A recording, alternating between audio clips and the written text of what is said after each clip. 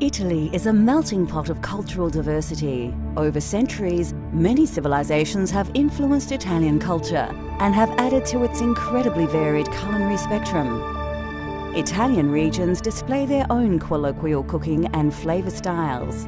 Today, we will discover a taste of Tuscany.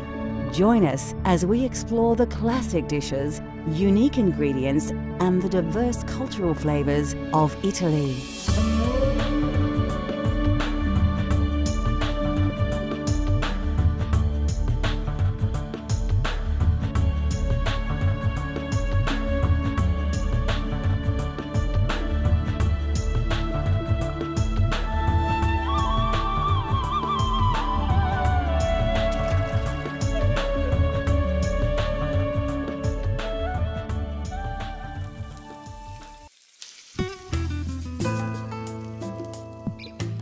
Situated on the Italian peninsula and part of both the European continent and southern Europe, Italy shares its alpine borders with France, Switzerland, Austria, and Slovenia.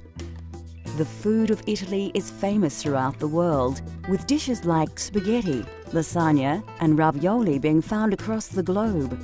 But more importantly, the rich variety of regional cooking is alive and well, preserving some of this country's culinary history. Today, we will be exploring the flavors of Tuscany. Considered the birthplace of the Italian Renaissance, Tuscan cuisine is quite unique and even differs between the provinces. Tuscany is all about food and wine.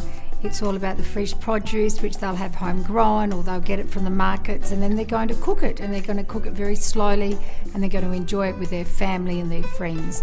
They have lots of local vegetables and lots of pork and wild boar, which they make into small goods, and then they will share.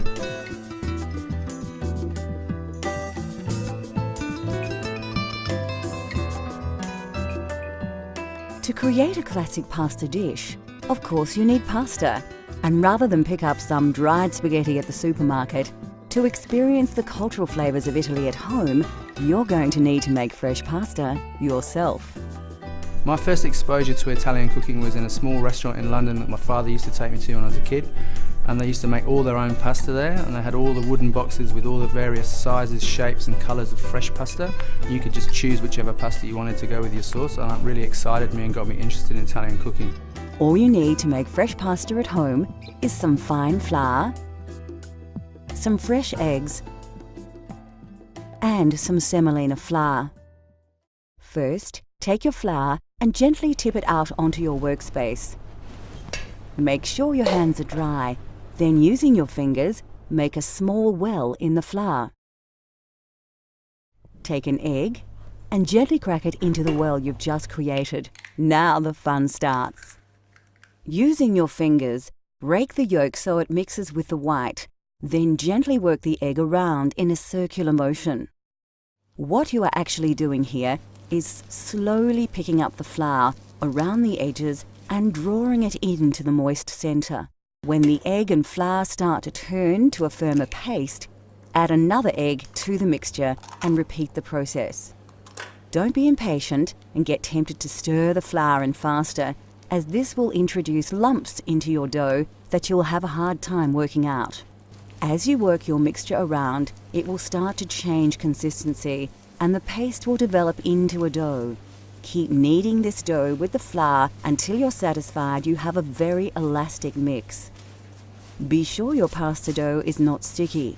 If it is, you'll need to add more flour. You will most likely have more flour than you require, so don't feel compelled to use it all. Once you have your dough at the correct texture, use your hands to mold it into a small cob.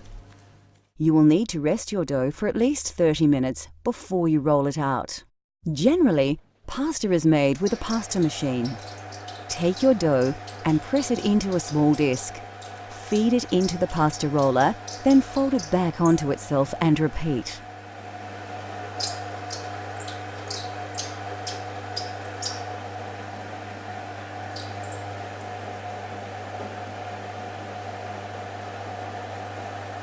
Keep rolling the pasta dough out until you have a long, thin sheet of pasta ready for cutting. Now, add your chosen pasta cutter to the pasta machine. Lightly dust your rolled dough with a little semolina and carefully slice your pasta.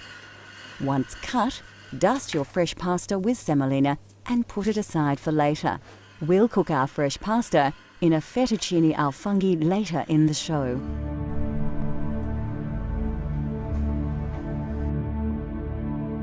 Anybody who has eaten Italian food will recognize the essential herbs and spices that add unmistakable characteristics to any dish. The most common herb in Italian cooking is basil.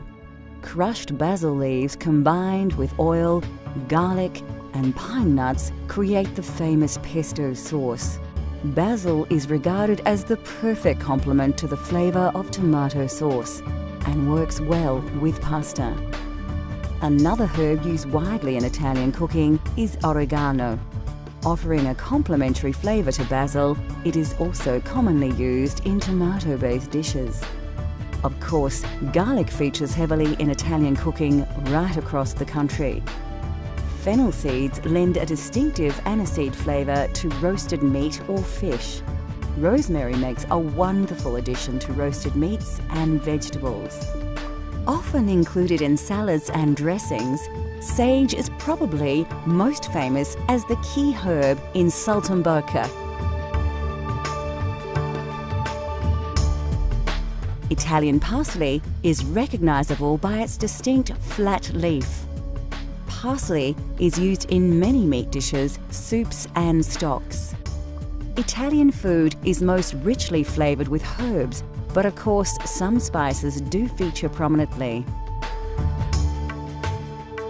Coarse sea salt is used across the nation, although some regions, like Tuscany, use it very sparingly. Fresh dried black peppercorns, saffron and coriander feature prominently. Nutmeg is used in savoury dishes and desserts, and vanilla is a popular dessert spice. Ginger is rarely used in Italy, although it is very popular in the Apulia and Basilicata regions, showing just how diverse the cultural flavours of Italy are. Still to come on Cultural Flavours, Italy. We turn our freshly made pasta into a delicious mushroom taste sensation, and we discover the secret of making perfect, authentic Italian coffee. In Italy, wild mushrooms have always been a favourite part of the local cuisine. With mushrooms available everywhere, anybody can make this dish at home. You may even want to splash out on a famously expensive ingredient. The mushrooms have got a beautiful aroma, so they're able to put them in all sorts of dishes. They might cook it up as an omelette for the younger family, or pop it into another slow cooked meal so that it can be used in very many different ways. They'll actually even put them into some sort of cheese, especially the truffles, so that they can continue to have the truffles mature in their lovely cheese.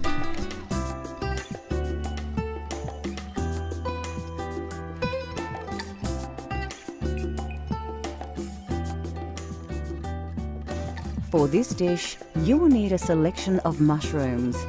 You can use fresh local varieties or a combination of fresh and dried.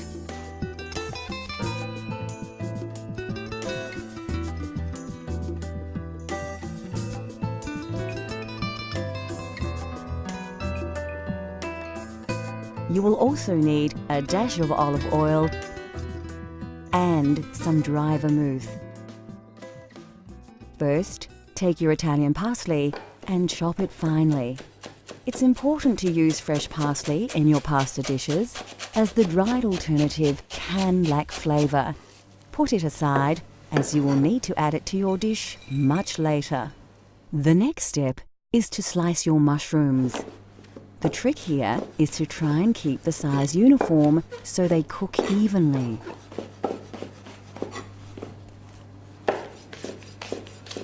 Remove your dried mushrooms from the water and squeeze off the excess moisture. Then chop them evenly. Keep the water, you will need it later. Take the stalk of celery and remove the leaves. Chop into lengths, slice along the grain, Then finely dice into small blocks to avoid large chunks of this strongly flavoured vegetable masking the delicious mushroom flavours. Next, chop your garlic and slice your red onion. Put the ingredients aside and heat up your pan. So, to prepare the sauce, we're going to start with a nice fry pan, a little bit of oil. We want the oil to get nice and hot, almost smoking. The first thing we're going to add is our mushrooms, so they get a nice bit of colour on them. Brings out all the nice flavours, so they don't go soggy. After the fresh mushrooms have braised a little, add the dried mushrooms, then the celery, onion and garlic, and a sprinkle of salt. Reduce the heat and cook it gently to bring out all the combined flavours. Add a dash of vermouth and some of the liquid stock you had the dried mushrooms in, and your Italian sauce will be taking shape.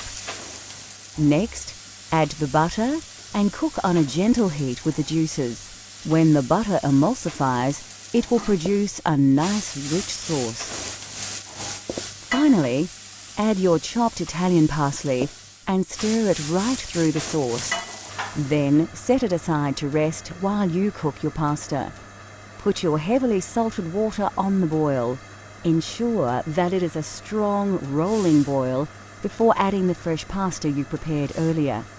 Stir it around a little to prevent the pasta from sticking together. Fresh pasta won't take long to cook, about 3 to 5 minutes. Drain your pasta in a colander and put your sauce back on the heat. Make sure it is very shiny. You can add more stock or butter to get your sauce to the desired consistency. Add your drained pasta to the sauce in the pan and stir through. Make sure you have covered the pasta entirely with your mushroom sauce. Then you are ready to serve. Grate some Parmigiano Reggiano, commonly known as Parmesan cheese, over the dish. Just enough to give it some bite and some extra saltiness, but not so much it causes the dish to go gluggy. Finally, if you have them, shave some black truffle over the dish just before serving. Now, enjoy your authentic fettuccine al funghi.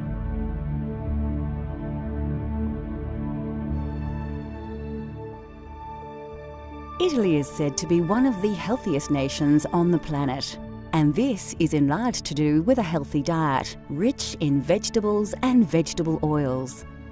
Of course, the most important vegetable in Italian cooking is the tomato. There are many varieties of tomato that are used in soups, sauces and pasta dishes. Brought to Italy in the 18th century, the tomato has become synonymous with Italian cuisine. The Italians love fresh vegetables and are famous for their salad dishes. Brought to Italy in medieval times, cucumbers are now part of Italian culinary culture. Root vegetables like carrots, radish, turnips and beetroot all feature prominently in Italian cuisine, as do onions and leeks.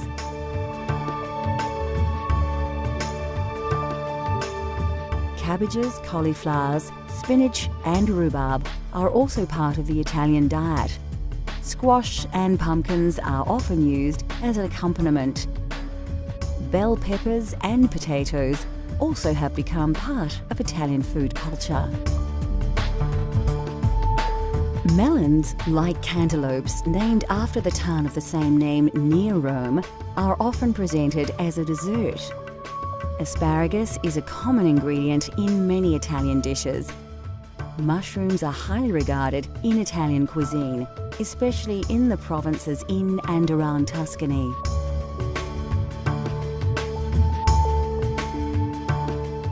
Of course, Italian cooking features all kinds of mushrooms, especially the porcini mushroom, but you can use local varieties in your own Italian-inspired dishes.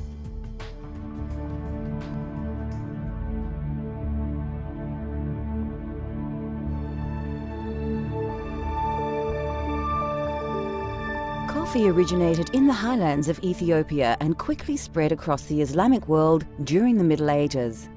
It was only introduced to Europe via Italy as late as the 16th century by Venetian merchants who had been trading with Muslims from the East. Yet, we must thank Italians for defining coffee culture as we know it today. Italians are deeply passionate about their coffee, so naturally the quality of bean is exceptionally important. Coffee comes in 2 varieties, and Italians overwhelmingly prefer Arabica over the cheaper Robusta bean. Roasting beans changes their colour, taste, smell, and Italians enjoy a full roast bean, which are rich brown in colour and have a slightly oily surface. Italian baristas have created a wide range of ways in which to enjoy coffee. Cafe espresso is brewed by forcing hot water under pressure through finely ground coffee. This process produces a highly concentrated shot of coffee which actually forms the basis of many other drinks, such as a macchiato, which is simply a shot of espresso marked with a small drop of steamed milk. The most well-known Italian-style coffee is, of course, the cappuccino, and this cultural flavour of Italy has become increasingly popular right across the globe. Cafe latte is usually drunk at breakfast time, made with a full glass of steamed milk and a shot of espresso. This wholesome drink provides the perfect start to the day for many Italians. Coffee is drunk in a variety of ways, but generally speaking, Italians only add milk earlier in the day. With the exception of breakfast, coffee is rarely served alone and is usually enjoyed after a meal. The drinks, the roasting styles, barista techniques and the popular social aspects of drinking coffee have all been heavily influenced by Italy's love of the coffee bean. Next on Cultural Flavours, Italy. We explore a famous Tuscan twice-baked biscuit and its accompaniment and discover how to serve this delicious Italian treat.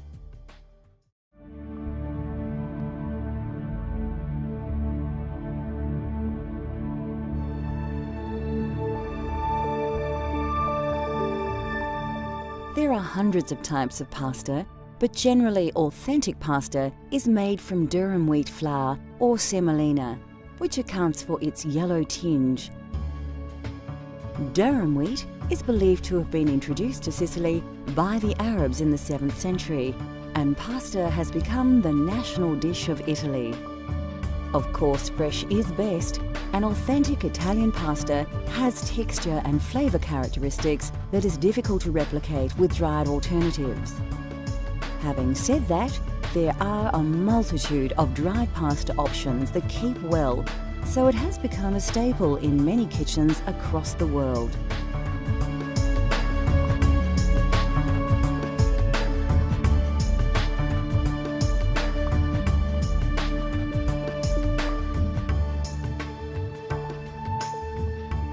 Italy produces 25% of all the olives grown globally from hundreds of varieties of olive tree. Olives in the south of the country produce the majority of olive oil thanks to its climate. In the north, due to the frosts, olives must be harvested much earlier, so their yield is much lower. Olive oil is often used like butter as a topping for bread and for cooking. Olives are eaten on their own, as an accompaniment, in salads and also cooked dishes. Italian meals often feature breads, and there is a wide range to choose from.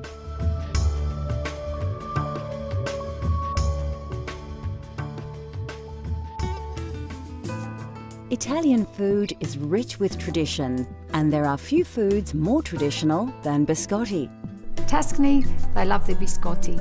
So they'll go to the local market and they'll get their flour and their sugar and the nuts, whatever nuts mum wants to use that might be in season, and they'll go home and there it will be in their beautiful kitchen, and they'll start mixing the flour, the eggs, the butter, the nuts, and then they'll roll and then they'll bake. And then with the biscotti, they need to slice them again, and then they'll need to rebake, so it's the double baked biscuit. That process, of course, brings the family together because it takes quite a long time for them to be able to do that.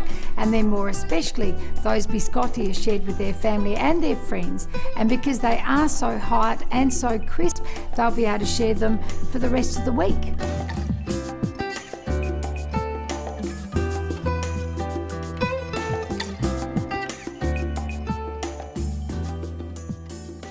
You won't need to look too hard for the ingredients in this recipe.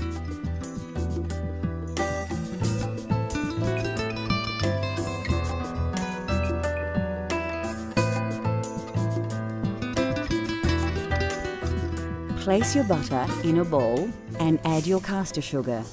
Mix the ingredients with a spatula until you have a consistency like this. The technique here has more than a few similarities with pasta preparation. So, just like making pasta dough, add your first egg and mix it into the sugar and butter. Work the ingredients together to achieve a smooth paste. Do the same with all the eggs until you have a fairly liquid, smooth and even paste. The next step is to add your flour, but only a little, and mix it through. Just like the pasta, you don't want to add all the flour at once. This technique ensures you have a lump-free mixture. As you add the flour, it develops a more dough-like texture, but still a liquid. This is the time to add the other ingredients. Put your lemon zest and nuts in and give it a little stir. You will soon realize that mixing with the spatula is no longer an option, and you will have to get your hands in. If your dough is still very sticky, add a little more flour until you can comfortably pick up the mixture without it falling and drooping from your hands. Take an oven tray and line with grease-proof paper. Place your biscotti dough, stretched out a little, on the tray, and now you are ready to place it in your 180 degrees Celsius preheated oven. Bake for about 25 minutes, or till firm. Remove the biscotti from the oven and allow to cool. When your loaf has reduced in temperature and feels firmer to the touch, you can place it on a cutting board and begin to slice into biscuits. Keep the slices thin and even.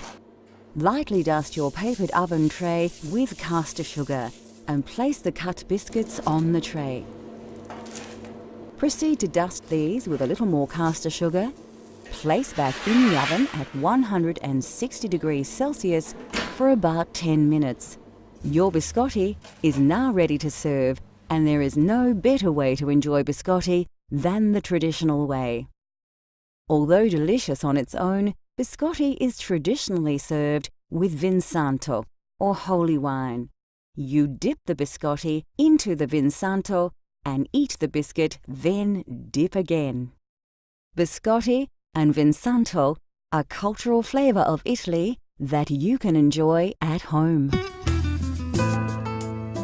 In a world where food is more often just consumed rather than savoured, Italian cooking has shown the way with simple, elegant dishes, uncomplicated flavours, and lightly seasoned sensations.